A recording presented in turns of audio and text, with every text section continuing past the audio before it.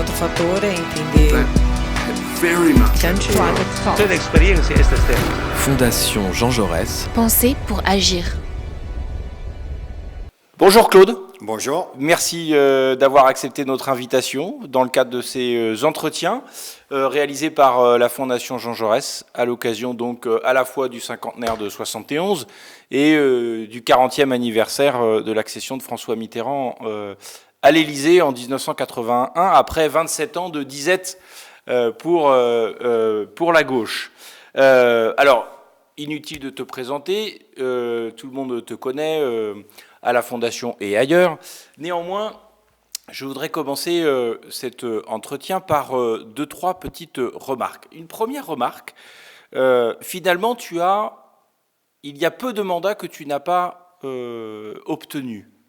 Tu as été conseiller général, à l'époque on appelait ça comme ça, c'est pas ton premier mandat d'ailleurs, puisque tu es élu conseiller général de Seine-Saint-Denis en 79, on y reviendra, dans un canton de droite.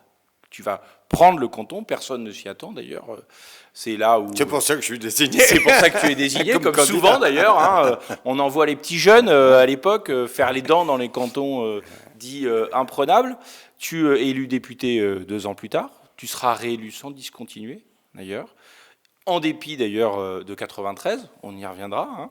Hein. Tu as été également adjoint au maire pendant de longues années.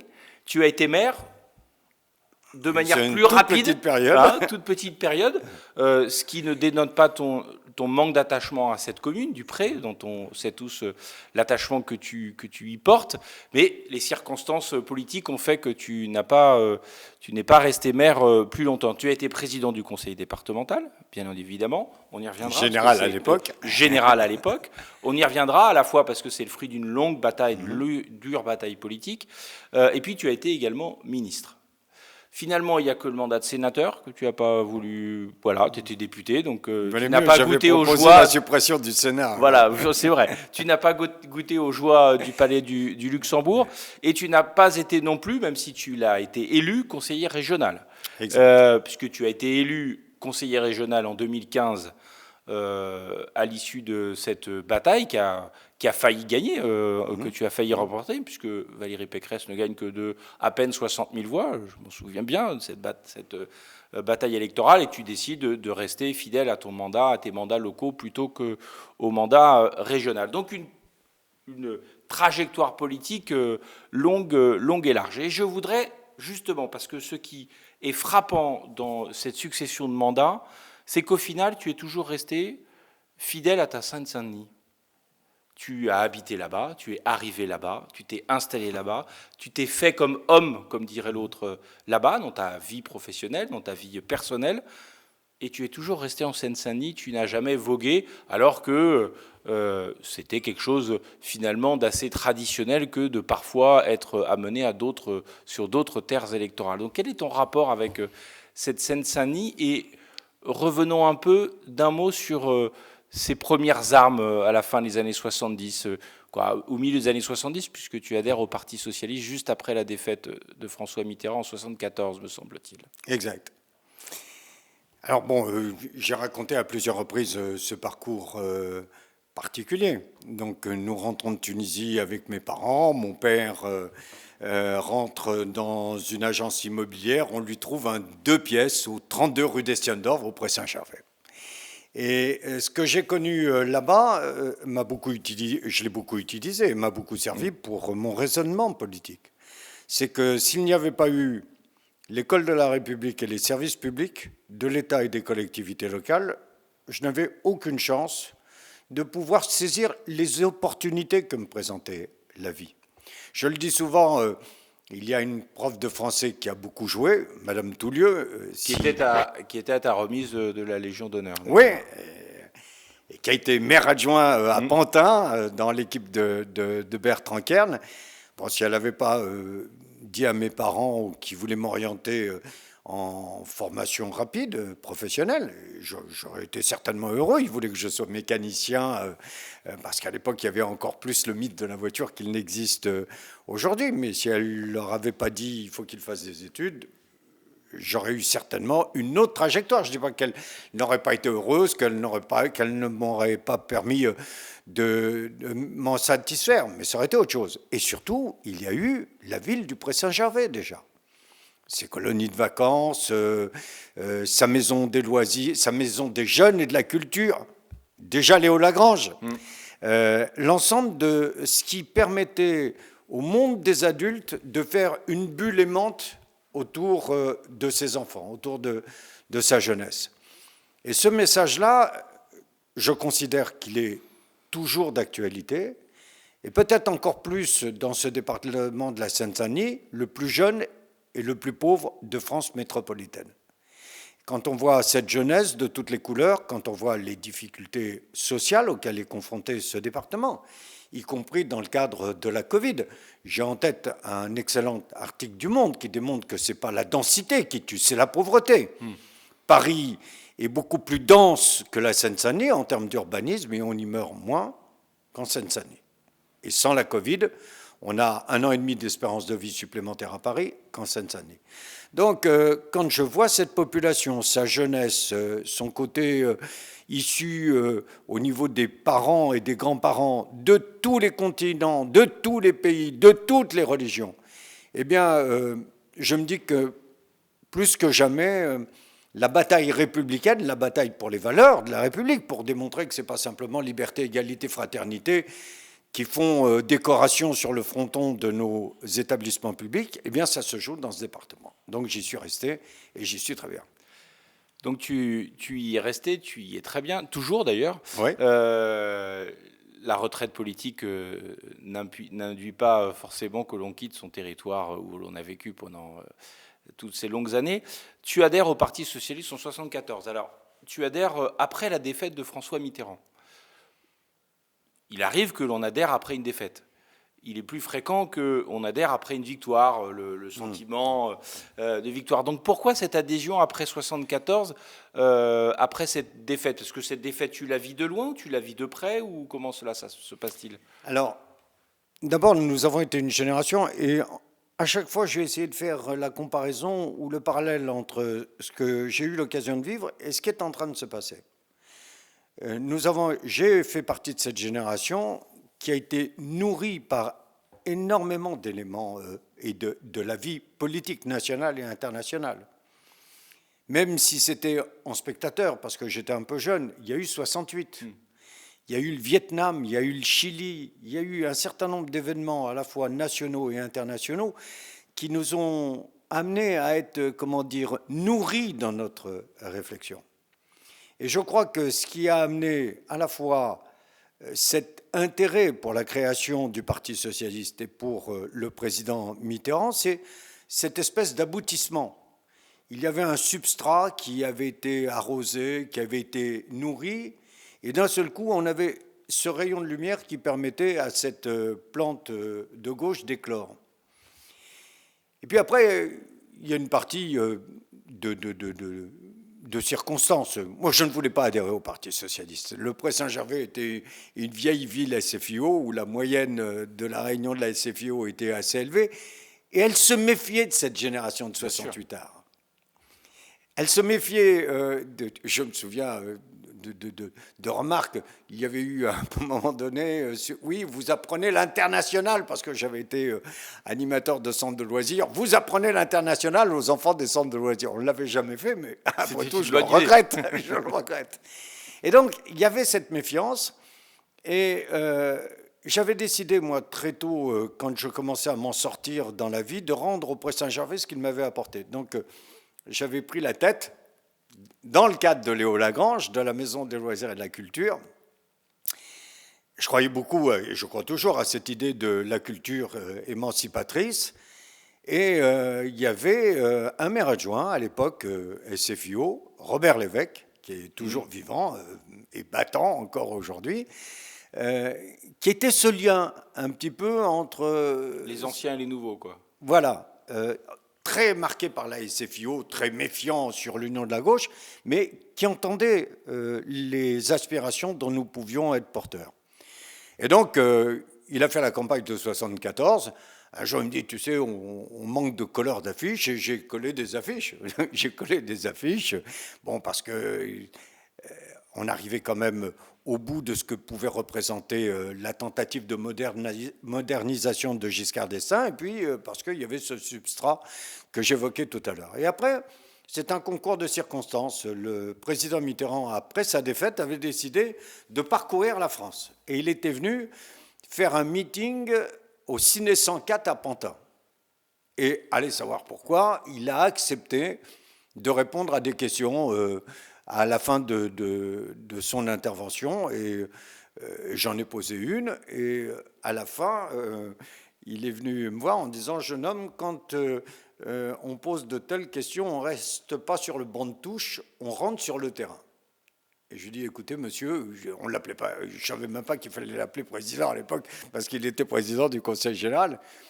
Je lui dis, écoutez, je veux bien, mais lorsque on a posé à quelques-uns la question de savoir, on nous a fait savoir qu'on n'était pas les bienvenus.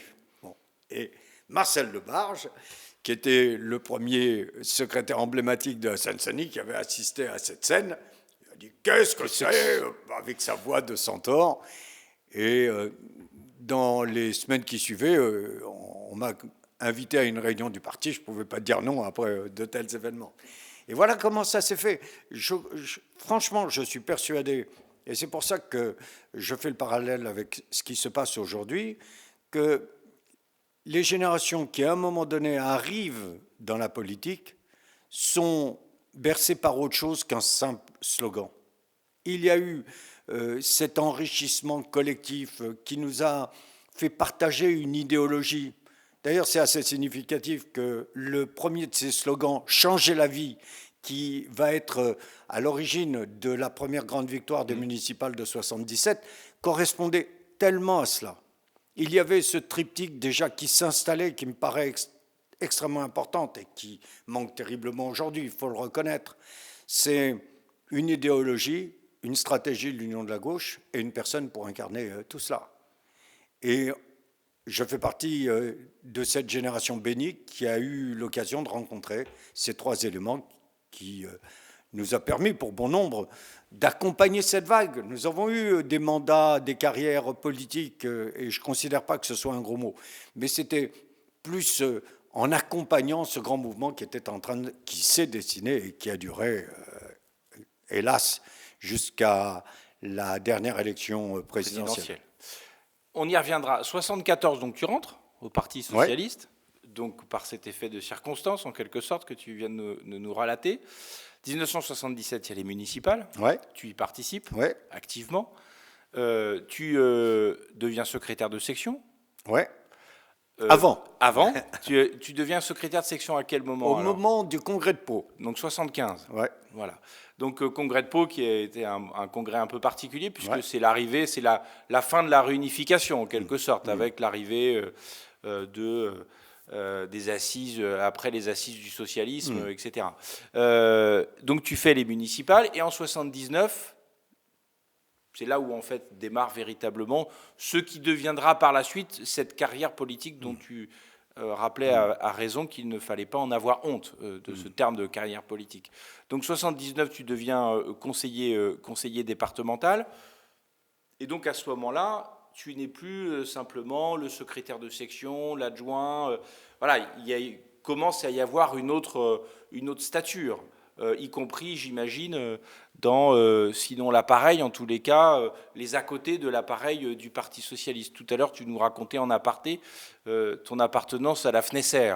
Alors, comment ça se fait? Comment on passe de secrétaire de section, ce qui est extrêmement important dans un parti qui gagne en vigueur? Comment on arrive à être assez vite, finalement, un responsable national, ce qui va devenir un responsable national? Si tu me permets, Aymeric, je voudrais dire un mot sur l'étape entre cette adhésion au Parti socialiste et cette arrivée au Conseil général de la Seine-Saint-Denis. C'est que nous étions une bande de jeunes sympas, mais franchement, moi j'ai été élu conseiller général, je ne savais même pas que ça existait. On ne courait pas après les postes. Tu disais, je suis devenu tu rappelais que je suis devenu secrétaire de section au moment du congrès de Pau. Et à l'époque, je me souviens, il y a un certain nombre de copains qui étaient venus me rejoindre. Tu ne peux pas être enfant du Pré-Saint-Gervais sans avoir des copains qui étaient avec toi depuis l'école primaire, qui s'intéressent d'un seul coup à ce qui se passe. Et très vite, sur le nom de Mitterrand, moi j'ai su dire François Mitterrand avant de savoir dire Parti Socialiste, je le reconnais. J'ai découvert bon nombre de thèses du Parti Socialiste après, en lisant une littérature abondante. Il y avait des bouquins qui faisaient référence à l'époque, comme la Fondation Jean Jaurès essaye de le faire maintenant avec un certain nombre d'opuscules qui permettent de se muscler intellectuellement. Mais on ne courait pas après les postes. Quand je suis secrétaire de section et que les élections municipales de 77 arrivent, on a une friction avec ce fameux Robert Lévesque qui aurait pu être maire, mais qui ne voulait pas de l'union de la gauche. Et qui m'a dit non, le prêt, les centristes. Et je lui ai dit, Robert, c'est pas possible. On est sur une stratégie politique. Moi, quelle que soit l'amitié que je peux avoir pour toi, je l'appliquerai. Et mes amis me disent, il faut que tu sois candidat au municipal. Et je leur dis, ça va pas, je rentre dans la vie, il n'est pas question. Il me dit, alors il faut que tu nous sortes de ce bourbier. Et c'est comme ça que, alors que je l'avais vu 2-3 fois dans mon existence, je vais voir Marcel Debarge, qui lui était premier secrétaire, il était sur la section de Pavillon-sous-Bois, et je lui dis, voilà, Marcel, on est un certain nombre de petits jeunes sympas, mais on n'a pas de candidat, est-ce que tu veux venir auprès? Et là, c'est là où on voit notre innocence par ça d'un côté. Debarge me dit, écoute, c'est très sympathique, mais je ne peux pas être candidat. Je ne te connais pas assez, je ne connais pas le rapport de force. Et si je suis battu à la désignation, ce n'est pas Marcel Debarge qui est battu, c'est François Mitterrand. Oh bon. Et donc, ma première campagne, je l'ai faite pour quelqu'un qui n'était pas candidat, pour que Marcel Debarge soit désigné comme candidat. Et après, je l'ai raconté de multiples fois, mais ça me fait tellement plaisir de le raconter dans le cadre de la Fondation Jean Jaurès et dans ses locaux. Après, c'est un concours de circonstances. Moi, j'étais très content. J'étais maire adjoint de Debarge. Comme il était aspiré, Mitterrand l'avait vu. Il était un des responsables de la CGT, Bien sûr. Des PTT.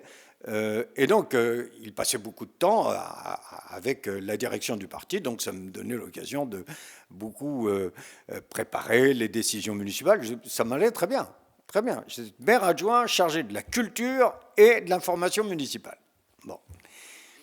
Et c'est un truc que je raconte à chaque fois, mais c'est là où on voit ce qu'était cette génération qui ne savait même pas ce qu'était un certain nombre de postes.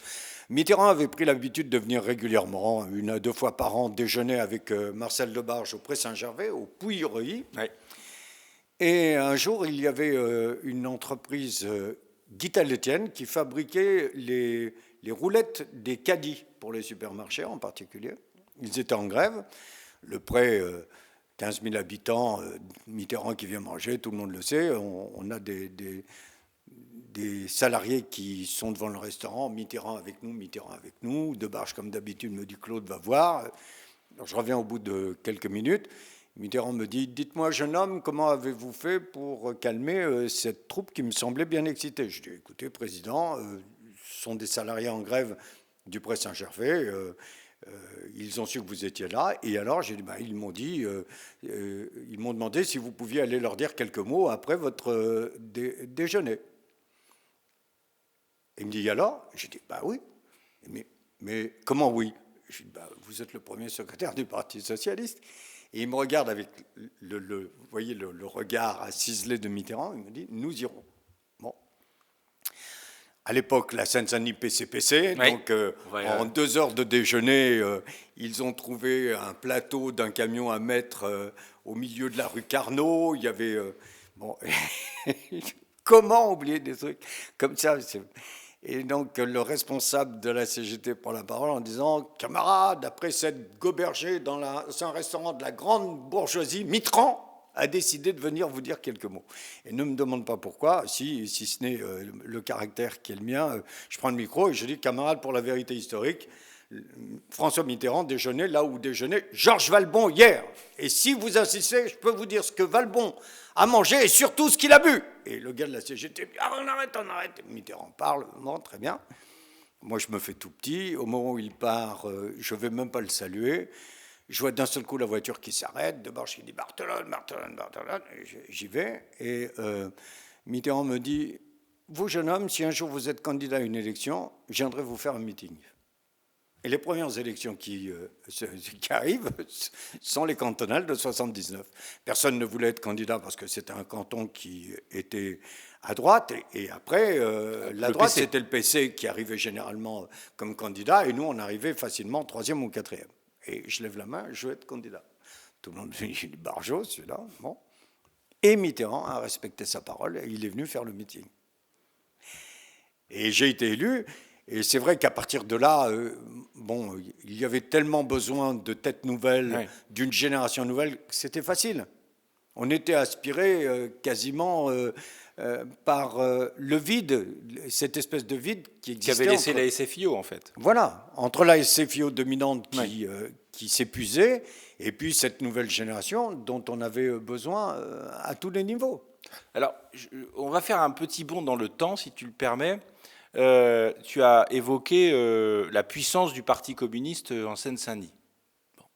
Et pendant longtemps, de longues années, tu vas faire en sorte, dans une espèce d'ambivalence d'union, mais de compétition, qui se résout par l'union parfois, souvent, pas toujours, de faire en sorte que les positions du Parti socialiste se renforcent dans l'ensemble de la Seine-Saint-Denis, et donc, par nature, se renforçant parfois sur le dos du Parti communiste, pour reprendre ou pour prendre ce conseil général, désormais départemental, au Parti communiste.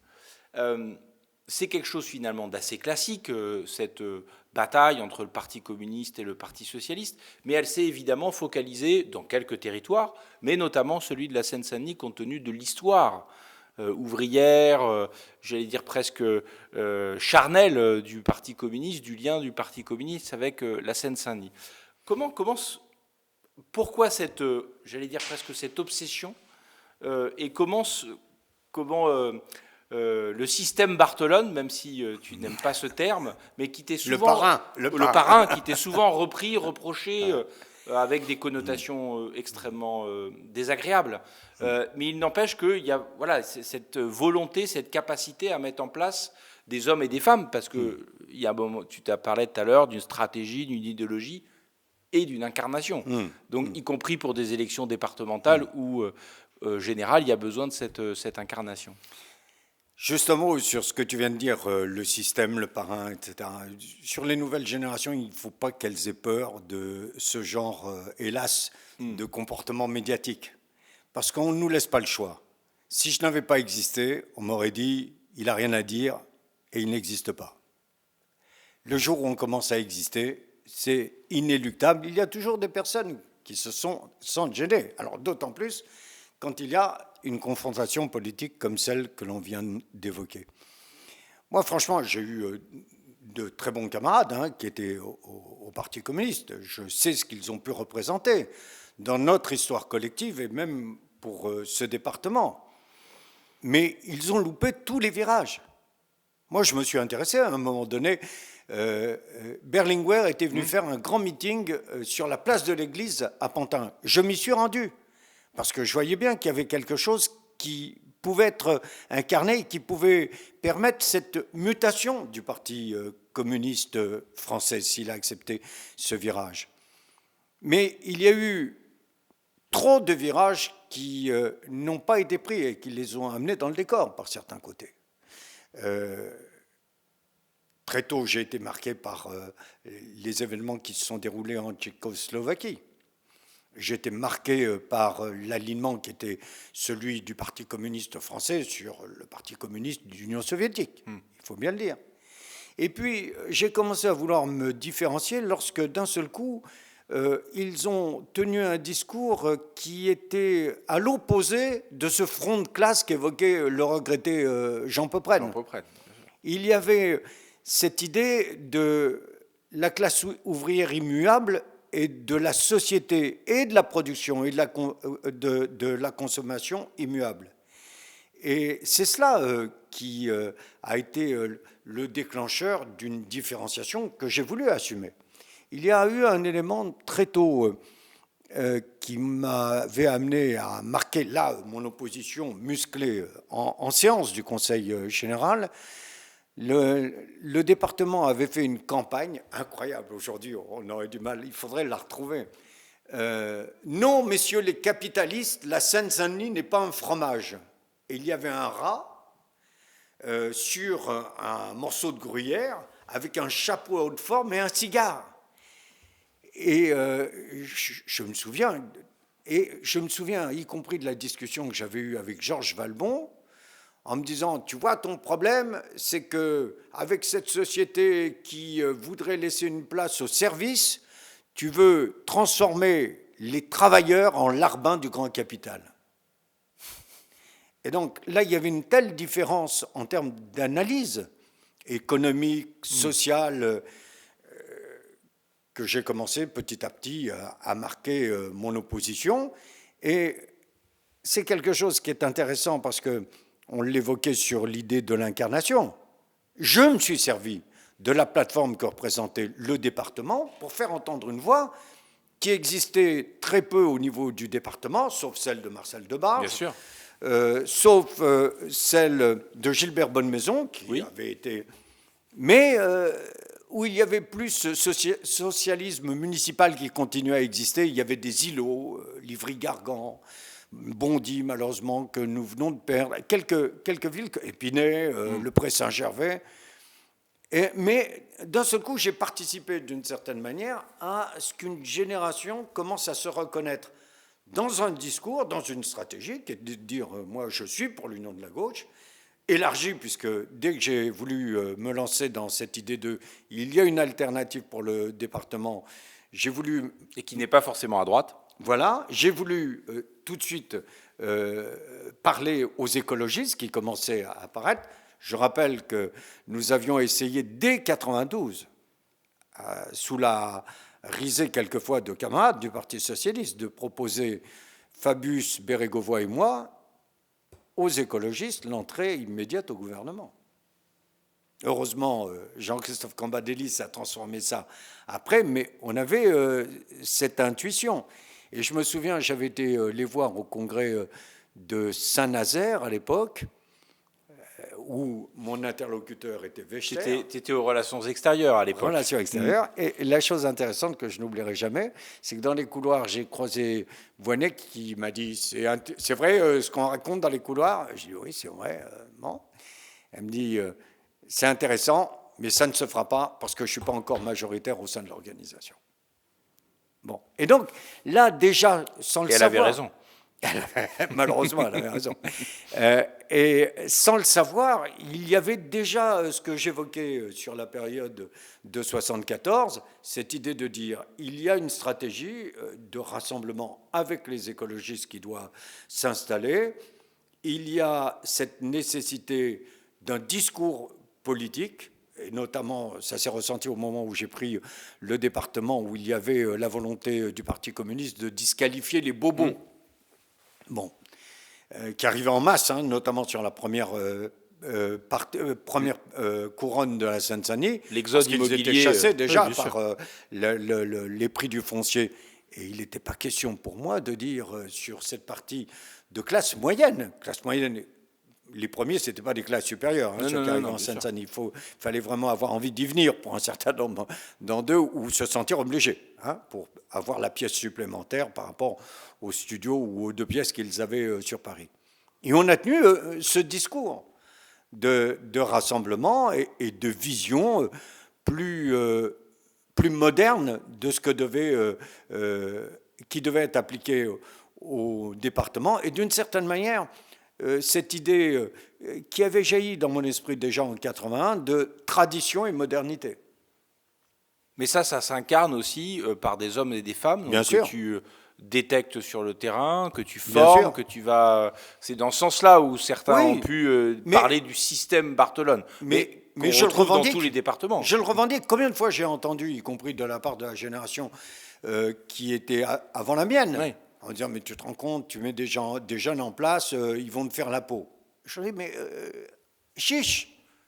Mais si on veut à un moment donné augmenter, renforcer ce vivier, dès que j'en voyais un, moi je le reconnais, Daniel Guiraud, qui a été mon assistant parlementaire, maire des Lilas, vice-président du Conseil général, Bertrand Kern, qui a été mon assistant parlementaire, allez, en place. C'est vrai que j'en ai mis beaucoup, et quelquefois, et je ne leur demandais pas leur motion au sein du Parti socialiste. Hein. J'ai donné des coups de main, et j'en suis heureux, à quelqu'un qui a été pourtant un des chefs des frondeurs, Mathieu Hanotin. Oui, bien sûr. Bon, et dès qu'il a été élu, j'en ai fait un vice-président du département, parce que j'avais senti déjà à l'époque qu'il avait une valeur politique et humaine. Et si on n'est pas capable de lier cela, et ce n'est pas une question simplement de renouvellement des générations, c'est renouvellement des talents et enrichissement de cette mixité des générations. Et des idées, du coup. Puisque, bien sûr. Alors, tu as cité évidemment, là, en quelques instants, le nom de Laurent Fabius, on va y revenir, et puis de motion. Bon, un terme un peu barbare qui parle qu'à quelques personnes, en réalité. Ces motions qui sont ces textes d'orientation générale qui, lors des congrès du Parti socialiste, s'affrontent pour emporter le plus de suffrages et disposer d'une orientation politique, et souvent lors d'une sublime commission de synthèse auparavant, commission de résolution, eh bien, on se met d'accord de manière unanime ou plus ou moins unanime, majoritaire en tous les cas, pour faire vivre ensuite sur cette ligne politique le Parti socialiste jusqu'au prochain congrès. Donc un nom un peu barbare, mais qui a évidemment contribué à la formation politique de nombre des gens auxquels tu faisais référence tout à l'heure. Je voudrais, parce que tu as été évidemment pendant très longtemps bras droit de Laurent Fabius, j'allais dire presque son porte-flingue pendant quelques années. Tu as cité Jean-Christophe tout à l'heure. Bref, il y a une histoire autour de ce courant qui est d'ailleurs assez méconnu dans l'histoire du Parti socialiste. D'autres courants sont plus connus. Courant Chevènement, courant Rocard, courant Poprennes, auquel tu faisais référence tout à l'heure. Le courant Fabius est un objet, j'allais presque dire, politiquement plus difficilement cernable, et en tous les cas, historiquement, moins cerné. Et donc, j'en profite. Quels ont été... pourquoi Laurent Fabius, d'abord, toi qu'est-ce qui fait que, voilà, le gamin de Seine-Saint-Denis qui a construit son implantation territoriale, etc., rencontre celui qui, par ailleurs, lui, a construit son implantation en Seine-Maritime, mais on sait que, voilà, il construit son implantation en Seine-Maritime parce que François Mitterrand, voyant la valeur de Laurent Fabius, lui dit « Monsieur Fabius, il faut que vous soyez élu et allez dans cette circonscription ». Et donc, il crée son implantation, ce qui est un autre élément de formation territoriale que le tien. Donc, pourquoi Bartholone y va avec Fabius ? Et pourquoi pas avec un autre, je ne sais pas, moi. Alors, comment l'alchimie s'effectue, et elle dure longtemps, quand même, cette alchimie. Bien sûr. Alors, Émeric, peut-être un mot là-dessus, parce que quitte à paraître stupide, en 1974, je ne savais même pas ce qu'était une motion. Dès que je deviens secrétaire de section du Pré-Saint-Gervais, qui était une des grandes sections du département de la Seine-Saint-Denis, je suis invité par des camarades qui me parlent de trucs dont j'ignore tout. Bonne Maison vient me voir en me disant « Mais t'appartiens à Léo Lagrange, donc t'es avec Pierre Mauroy ». Mais Pierre Mauroy, il n'est pas avec Mitterrand. J'ai le CRS qui vient me voir en disant « Mais on a entendu ton discours sur... » Parce que j'avais déjà des trucs auxquels je croyais. Je t'ai dit tout à l'heure sur ce que représentait l'analyse sociologique et politique du département de la Seine-Saint-Denis. Mais à l'époque, déjà, j'étais très sensible, peut-être à cause ou grâce à Madame Toulieu, à un sujet qui m'est devenu encore plus insupportable aujourd'hui, compte tenu de l'importance qu'il a pris dans l'organisation du monde et de notre cher pays, c'est la reproduction des élites. Bon. Et donc, j'avais tout ça en tête et ça me suffisait largement. Et d'un seul coup, j'avais les amis de Poprennes, les amis de... Bon, et donc je faisais semblant de savoir et je me précipitais sur les bouquins. Un bouquin qui avait beaucoup compté dans ma vie, c'est Plonger à l'intérieur du Parti socialiste. Bien sûr. Bon. Pour essayer de comprendre ce dont il était question. Qui est de l'archéologie aujourd'hui. Voilà. Et donc, voilà, moi je connaissais, c'est ce que je dis, je te le rappelais tout à l'heure, j'ai su dire François Mitterrand avant de savoir dire Parti Socialiste. Bon. Et puis après, je ne connaissais pas du tout Fabius. S'il était venu me faire c'était un des rares qui avait accepté de me faire un meeting en dehors du président Mitterrand pour la campagne des élections cantonales de 79. Il était venu dans une salle bondée où on devait être 17. Une bande d'inconnus qui étaient en train de faire campagne, quoi. Et bon, c'est tout. Moi, c'était tout bête. Hein. Il y avait Mitterrand, il y avait Jospin, parce que Jospin était le premier secrétaire que Mitterrand nous avait donné. Bon, très bien. Et quand nous avons gagné, Pierre Mauroy était donc devenu notre premier ministre. Et dans tout le temps, cette volonté qui était la mienne, d'essayer de réfléchir un petit peu à la suite, les journalistes, donc tu connais très bien le mode de fonctionnement, invité généralement, c'est une nouvelle tête, quoi, pour savoir qu'est-ce qu'on est. Et très tôt, peut-être dès la première année, dès la fin de la première année du gouvernement Mauroy, je commençais à dire...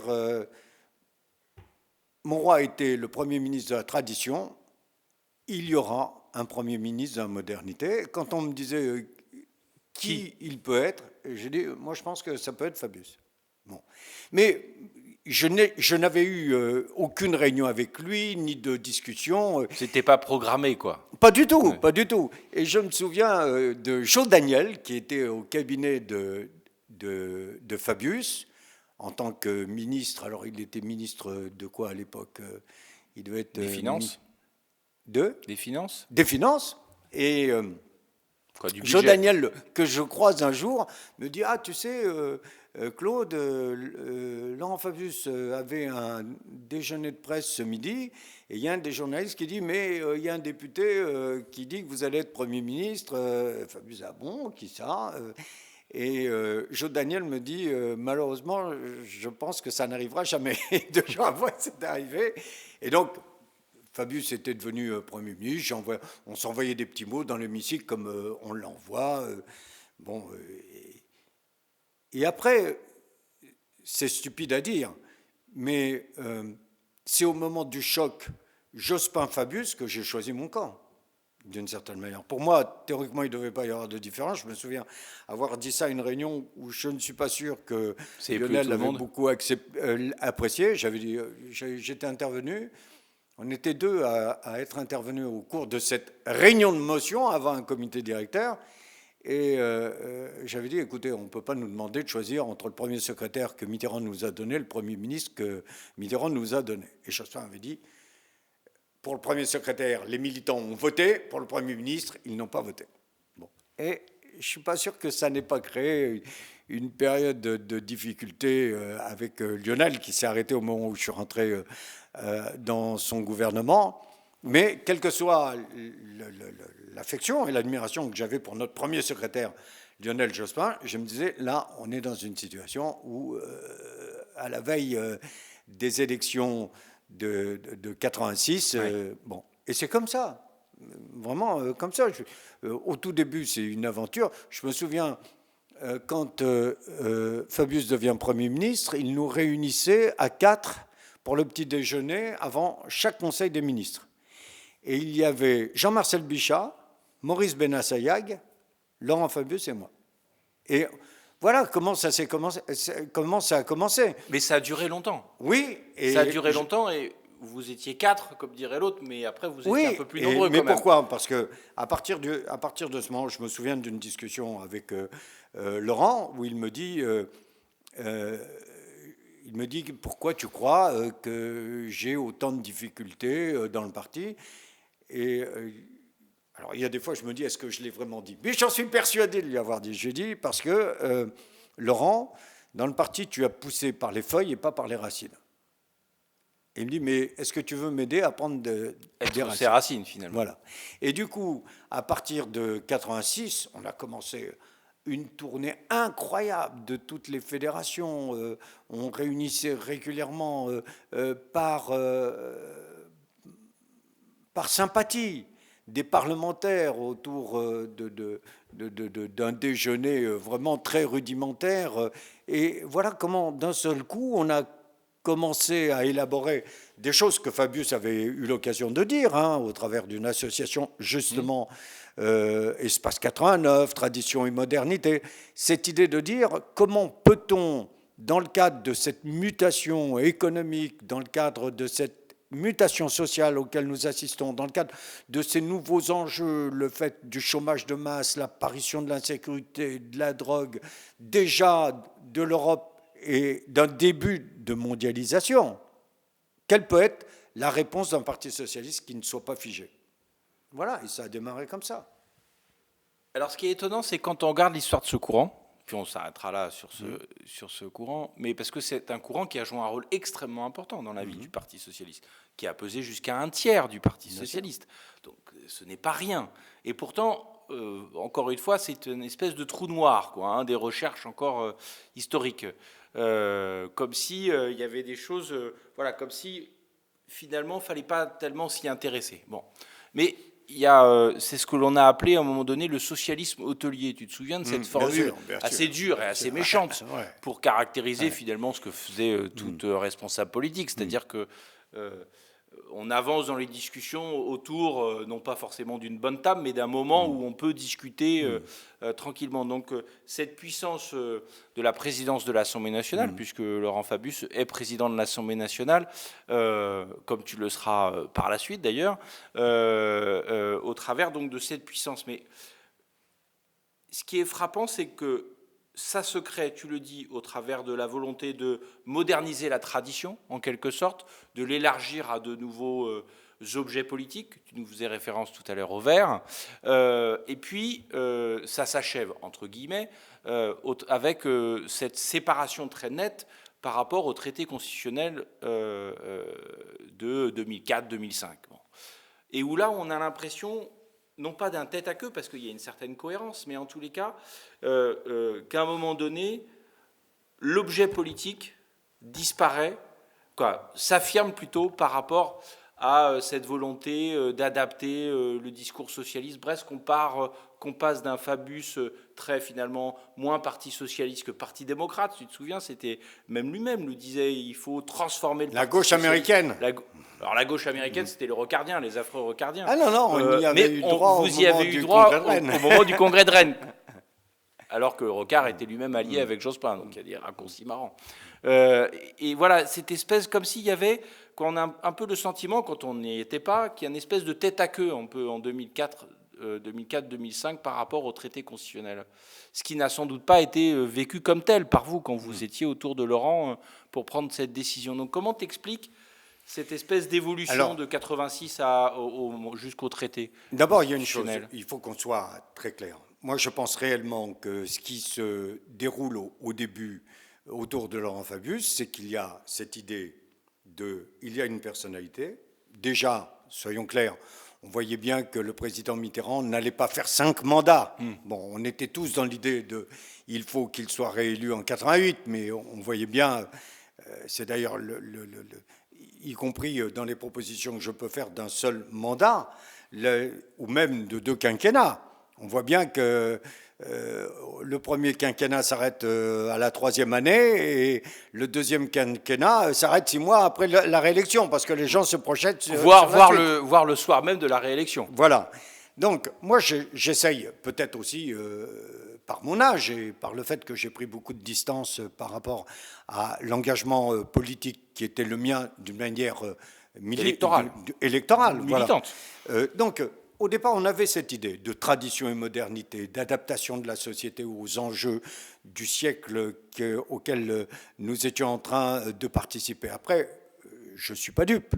Il y a un certain nombre d'élus ou même de militants qui choisissent le côté pile ou le côté face. Il y a un certain nombre de grandes fédérations, à partir du moment où A choisissait la motion Jospin pour exister, B choisissait la motion Fabius ou une autre. Bon, donc il y a cette alchimie qui se met en place. Mais à aucun moment, pour ceux qui étions le plus proches de Fabius, tu sais, même pour moi, on était un certain nombre de gens, si on voulait la facilité, on était parlementaire, membre du Parti socialiste. Qu'est-ce qu'on va s'embêter à être dans l'opposition à Lionel Jospin pour se prendre les jospinistes bien organisés? Non, on croyait, nous avons vraiment cru, et entre parenthèses, notamment sur la question européenne, je suis persuadé que nous avions raison.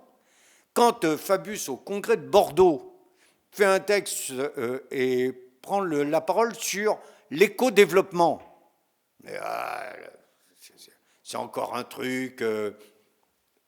Et pourtant, dès cette époque-là, c'est ce que je te disais, avec Bérégovoy, il y a eu cette idée de proposer l'accord électoral immédiat aux écologistes, et il avait senti, et nous avions senti avec lui, qu'il y avait quelque chose à rechercher autour de ce concept d'éco-développement. Sur la question européenne, ça n'a pas été... Alors, vraiment, cette histoire, elle est très intéressante, parce que c'était quelque chose qui vient de loin, les discussions, y compris chez les Fabusiens. Les débats avec... Parce que tous n'ont pas suivi, d'ailleurs. Non, parce qu'il y a toute une partie... franchement, je pense que le Parti socialiste aurait tellement voulu, dans ses profondeurs, éviter ce moment, que personne n'en parlait. Ils n'en ont pas parlé, comme pour reprendre cette illustration célèbre. Mais on avait ces discussions. Combien de fois il y a eu ces discussions autour de Fabius avec le regretté Henri Weber, Pervenche Berès, ceux qui étaient sur cette idée de europhile et puis ceux qui étaient très réservés. Moi, j'expliquais. Autant j'avais été pour Maastricht parce que je pensais que c'était la seule manière d'éviter les dévaluations répétitives que d'avoir cet accord monétaire pour en finir avec une France industrielle qui s'affaiblissait de dévaluation à dévaluation et qui perdait beaucoup en termes de compétitivité. Mais autant au moment du référendum, nous étions quelques-uns à voir qu'il y avait vraiment ce manque d'Europe sociale, qui, entre parenthèses, est encore à l'œuvre aujourd'hui, et ce manque d'Europe. Quand je vois le loupé qui a pu représenter la question de l'industrie pharmaceutique, des vaccins, bon, on est dans un autre sujet. Et jusqu'au bout, on a cru pouvoir éviter ce moment. Je vais raconter quelque chose qui n'est pas souvent connu et qui a été le premier moment où nous avons eu une grosse fâcherie avec François Hollande. Donc, nous sommes juste après 2002. Il y a une série d'élections que nous remportons d'une manière incroyable. Des européennes. Bon. Et à l'époque, j'étais chargé de la communication. Et François Hollande m'invite à déjeuner. À dîner un soir, on me dit on va chez ton frère. Une bonne adresse. Et voilà, et donc il me dit tu te rends compte, c'est fantastique, si on ne fait pas d'erreur, c'est vraiment un chemin de rose qui nous attend. Et je lui dis à condition d'éviter le piège qui peut nous être tendu sur le référendum sur la Constitution européenne. Et François me dit, mais tu crois qu'on est idiot? Franchement, Mitterrand a su appeler à l'abstention pour l'entrée de la Grande-Bretagne. On peut très bien dire c'est une décision qui dépendra de la France après la prochaine élection présidentielle qui permettra d'éclaircir les choses. Ah, là, il y a quelque chose d'intéressant, même si c'était sur une position ambiguë. Mais on enjambait le problème. En fait. Voilà. Mais ça permettait de prendre du temps pour réfléchir et voir exactement comment... Et je lui dis, mais écoute François, si c'est ça, ça peut permettre d'éviter une grande difficulté. Et il me dit, dis-le à Fabius, et j'en parle à Fabius, qui devait sortir un bouquin pour l'université d'été pour expliquer pourquoi il était pour le non à la Constitution européenne. Et je lui dis, écoute, on en discute longuement. Je lui dis, franchement, si c'est... dans cet état d'esprit, si on peut éviter au Parti socialiste, alors que nous sommes en période de reconstruction, de connaître une telle épreuve, il faut saisir l'occasion. Et donc, il me dit, bon, il accepte. On recule la sortie du bouquin, et l'histoire dérape. Alors maintenant, on me raconte que c'est au travers d'une réunion à Lorient que d'un seul coup, quelqu'un dit à à François, mais si tu ne prends pas position, Jospin va prendre position avant toi, tu ne donneras pas l'impression, tandis que si tu dis oui, Fabius ne pourra pas faire autrement et tu seras le patron. Bon. Je ne sais pas ce qui est la réalité, mais ce que je veux, c'est que tu saches, que ceux qui nous écouteront, je ne sais sous quelle forme, sachent, c'est que ça n'a pas été un coup. On voyait bien les difficultés que ça pouvait représenter. Combien de fois dans les réunions des Fabiusiens, il y avait des voix, et pas des moindres, qui disaient à Fabius, mais enfin, Laurent, un candidat qui dit non à la Constitution européenne ne sera jamais président de la République. Donc il y avait plutôt des freins et sérieux qui étaient... Et je me souviens, quand on avait commencé à sentir qu'il y avait une majorité chez les amis Laurent Fabius qui se dessinait dans cette direction, il nous avait dit, je ne prendrai pas cette décision sous le coup d'une impulsion, vous me laissez tranquille pendant 15 jours. Bon. Et je me souviens... Donc c'est presque une décision personnelle, en fait, que prend Laurent. Non, il avait... mais il l'entend, il écoute. Il nous avait soumis à la Bien question. Je pense qu'après, il l'a mûri, lui. Non, je pense qu'il avait cette inclinaison. Soyons clairs. Il avait cette inclinaison que ça ne pouvait pas être n'importe quelle Europe. Mais je pense que, franchement, la remarque était de dire tu ne pourras jamais être candidat si tu dis non à l'Europe, a dû poser. Ouais. Bon. Et là, quand quelquefois j'ai entendu de telles critiques sur il n'est pas courageux, franchement, s'il n'avait pas été courageux, il suffisait qu'il dise bon, allez, laissons pisser. Voilà. Pardon. Bon. Et donc, ça a été un moment terrible, un moment terrible. Et je me souviens au moment du congrès du Mans où Hollande et Delanoë voulaient régler leurs petites difficultés ensemble. On s'était retrouvés en commission des résolutions pour parler là aussi langage ésotérique. Et c'est très drôle, ça aussi, c'est un souvenir. Des fois, je lui rappelle, je ne suis pas sûr qu'il soit heureux que je rappelle ce genre de choses aujourd'hui, compte tenu de l'orientation politique qu'il a essayé de prendre. Et donc, moi, j'étais très remonté, je veux dire. Je disais, bon, ça va, maintenant on est considérés comme des pestiférés, ils veulent nous mettre dehors. Eh bien, ne leur donnons pas ce plaisir, on s'en va. On s'en va. Et il y a quelqu'un, on était 6-7 autour de Laurent ce soir dans cette cour, qui dit, Claude, tu ne peux pas demander ça à Fabius. Comment peut-il être candidat à l'élection présidentielle s'il n'est pas candidat du Parti socialiste? Quelles que soient les difficultés, il faut rester. Et celui qui a prononcé cette phrase, c'est Jean-Luc Mélenchon. Évidemment. C'est... La chute est belle. Voilà. Alors, puisque tu parles de l'élection présidentielle, je voudrais qu'on termine notre long entretien sur la question des institutions. Tu as été président de l'Assemblée nationale, tu as été donc député de longues années, président de conseil départemental. On se souvient aussi tous de ton énorme travail à la fois parlementaire et d'exécutif, président d'un exécutif local ô combien important sur l'affaire des prêts Toxiques.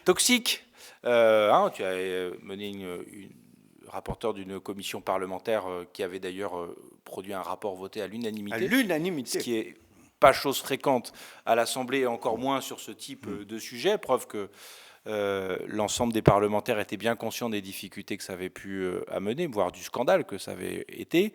Bref, tu as occupé un certain nombre de fonctions. Ta fonction ministérielle, on n'a pas le temps d'y revenir, mais à elle seule mériterait qu'on s'y arrête longtemps.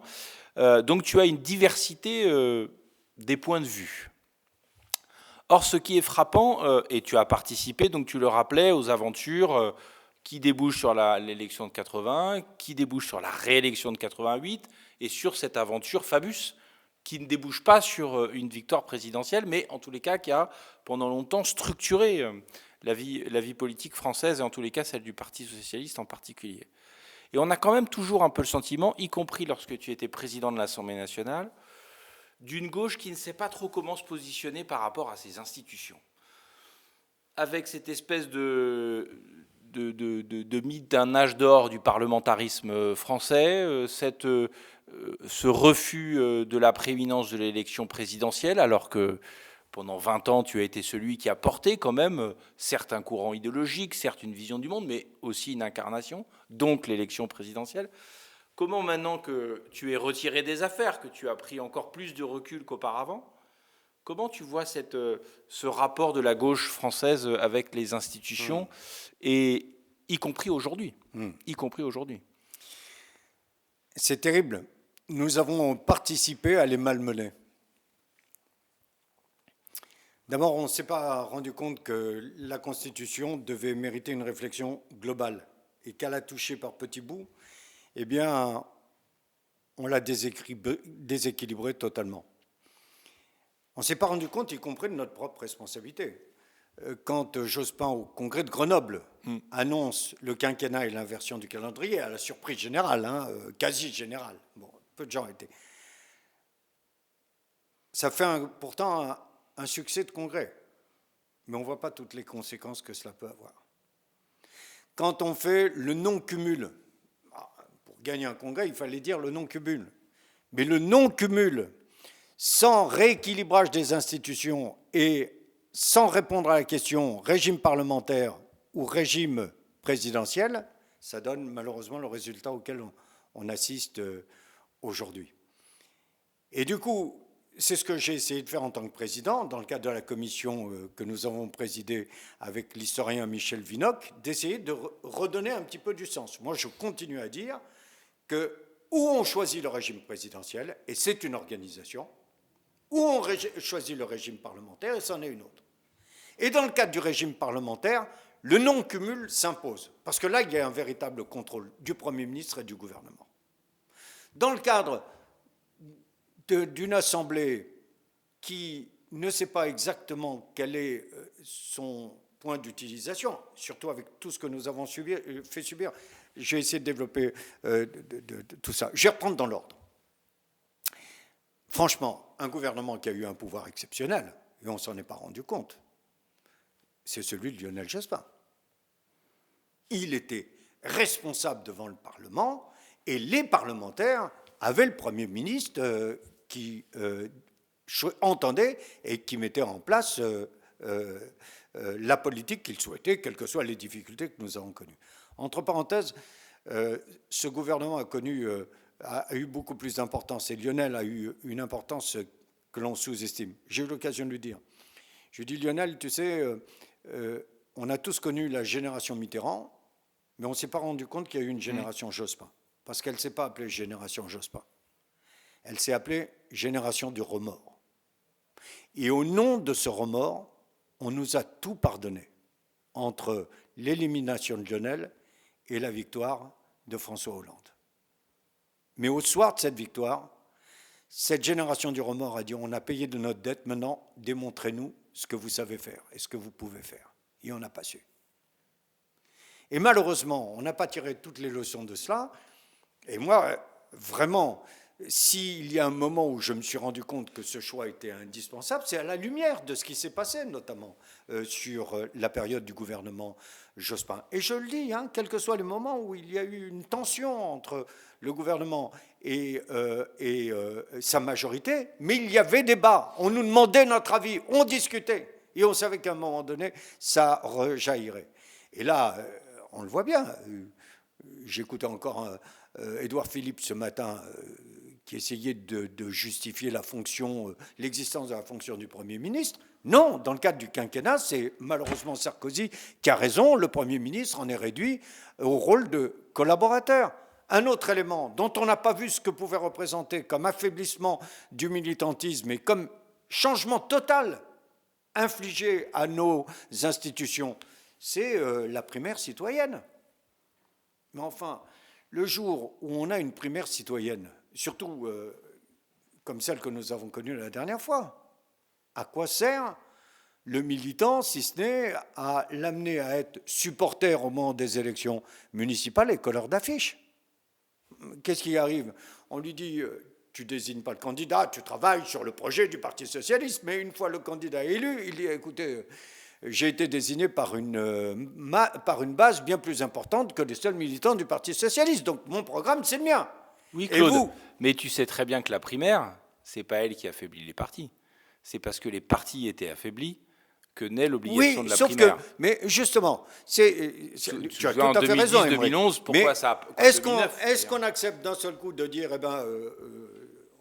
on se laisse emporter par la rivière, ou est-ce que cela méritait pour les organisations politiques de se poser des questions, de savoir quelle était leur utilité?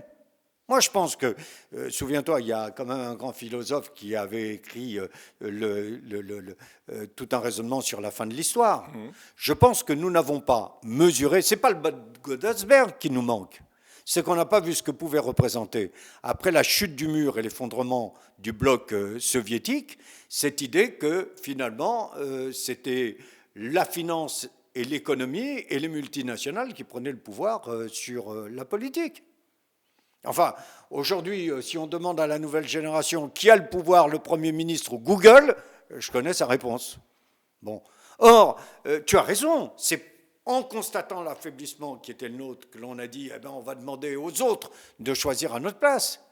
Mais cela, quand même, aurait demandé un minimum de réflexion sur les conséquences que cela pouvait avoir. Et tu vois, là-dessus aussi, j'étais très conscient de ce que pouvait représenter cette histoire des institutions. Et quand nous avons fini le rapport, dans le cadre d'un de ces dîners de l'Élysée où Hollande nous invitait le mardi soir, le Premier ministre, le Premier secrétaire, les deux présidents de l'Assemblée, quand on en avait deux, mais après le président de l'Assemblée et les deux présidents de groupe, plus, qu'y avait-il? Il y en avait un en plus. Ça m'échappe. Ça va me revenir. Le Foll. Parce que François souhaitait quand même ne pas se retrouver tout seul. Et donc, je voyais bien la réserve qu'il pouvait y avoir de la part d'un certain nombre de participants sur le thème. Ah, c'est pas la peine de parler de ça avant les élections présidentielles. J'aurais dit, écoutez, moi je veux la victoire de Hollande. Donc si le président me dit « je ne veux pas de débat sur les institutions », l'Assemblée a fait son travail, et bien le rapport existe, et je lui dis « mais, par contre, si tu veux t'exprimer, on organise un grand colloque à l'Assemblée, on invite tous les présidents qui veulent s'exprimer. » Bon. J'aurais mieux fait de me taire, parce qu'il est venu, il nous a fait un truc, c'est tout ça, c'est le problème de l'Assemblée, les débats sont trop longs. Je suis heureux de constater qu'aujourd'hui, il propose la suppression du poste de Premier ministre. Malheureusement, on aurait mieux fait de se poser la question quand on avait la possibilité de réorganiser les institutions. Mais ce que je veux dire, c'est que là-dessus aussi, tu vois, quelquefois, ce n'est pas du tout une revendication, mais j'ai été invité à m'exprimer sur ce rapport par toutes les organisations politiques, sauf le Parti socialiste. C'est quand même un truc incroyable. C'est Jean-Christophe qui ne voulait pas que tu t'exprimes, ou à l'époque c'était Harlem Non, Désir? non, Jean-Christophe, après, quoi, c'est une fois qu'on a perdu, mais c'est quand même un sujet qui méritait, dans une période où on reconstruit quelque chose, de se poser la question de savoir ce que veut dire l'équilibre des pouvoirs, le rôle de l'État, la décentralisation non aboutie. Enfin, il y a quand même des choses à dire. On ne peut pas simplement dire la parole aux citoyens sans voir exactement comment ils peuvent l'exprimer, comment il peut y avoir une décision qui soit aboutie. Moi, j'entends très bien la démocratie participative, mais si ce n'avait été que la démocratie participative, aujourd'hui, il y aurait encore la peine de mort. Donc, voilà, il y a des choses où... Bon, on est en train de parler des institutions, mais malheureusement, c'est ce travail non abouti qui a amené au désastre que nous avons connu au moment des dernières élections et à la situation qui, hélas, nous sommes en train de vivre. Donc cet affaissement, pour ne pas dire plus, de 2017, en réalité, remonte auparavant. C'est-à-dire que bien sûr, tout au long de ces années, finalement, on peut collectivement assumer le fait que nous n'avons pas su, pour X ou Y raisons, des raisons tactiques, des raisons stratégiques parfois, au mieux, travailler au fond, et que la question institutionnelle en est un des exemples parmi d'autres. C'est ce que je te disais. Il y en a une qui en a eu l'intuition, c'est Martine Aubry, qui a voulu remettre le parti, les groupes de travail, de réflexion. Bon, mais il y avait encore tellement les cicatrices liées à la campagne de Ségolène Royal, tout ça, que tout ça n'a jamais été vécu assez collectivement. Mais je le dis, la défaite de Jospin nous a fait vivre sur ce qu'il a pu représenter, ce qu'il représente encore aujourd'hui, sans nous donner la force de dire utilisons ce regret, parce qu'il y avait un véritable regret au sein de l'électorat de gauche, pour essayer de penser cette gauche qui va devoir relever l'ensemble des défis de ce nouveau siècle. Parce que, certes, aujourd'hui, tu vois, c'est quelque chose qui me fait enrager, mais on parle, l'environnement s'est installé. Mais si c'était que l'environnement. Moi, il y a un sujet, ça me renvoie au département de la Seine-Saint-Denis. Un habitant sur 5, peut-être 4, dans les 15 ans qui viennent, va vivre sur le continent africain. Quelle est notre réflexion sur la démographie mondiale? On l'évoque généralement en évoquant les religions. On s'en fout des religions. Moi, je ne veux pas savoir quel est celui qui va avoir le plus de pratiquants. Mais là, de l'autre côté de la Méditerranée, on va avoir un habitant sur 4 ou sur 5. Et nous, la France et nous, le continent européen, compte tenu de notre histoire, on va considérer simplement que la Méditerranée est une frontière infranchissable et pas une mer intérieure. Comme toute l'histoire l'a montré. Hélas. Il y a un certain nombre de sujets aujourd'hui sur la recherche. L'histoire des vaccins montre qu'on ne peut pas être un pays sans être un grand pays industriel. Où elle est notre industrie? Il y a aujourd'hui des sujets qui sont plus portés par un certain nombre de grands groupes, les GAFAM, sur le rapport à la mort, cette espèce de lutte absolue contre la mort qui modifie totalement le sens de l'existence par certains côtés. Et où sont les propositions et les réflexions du Parti socialiste et des organisations politiques?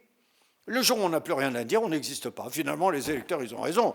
À partir du moment où la preuve du pudding, c'est qu'il se mange, la preuve des partis politiques, c'est qu'ils pensent. Et bien sûr, cette parole, on va terminer là. Belle parole. Merci Claude. Merci beaucoup pour ce nouvel entretien pour la Fondation Jean Jaurès.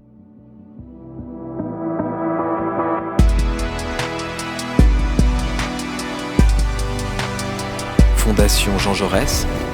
Penser pour agir.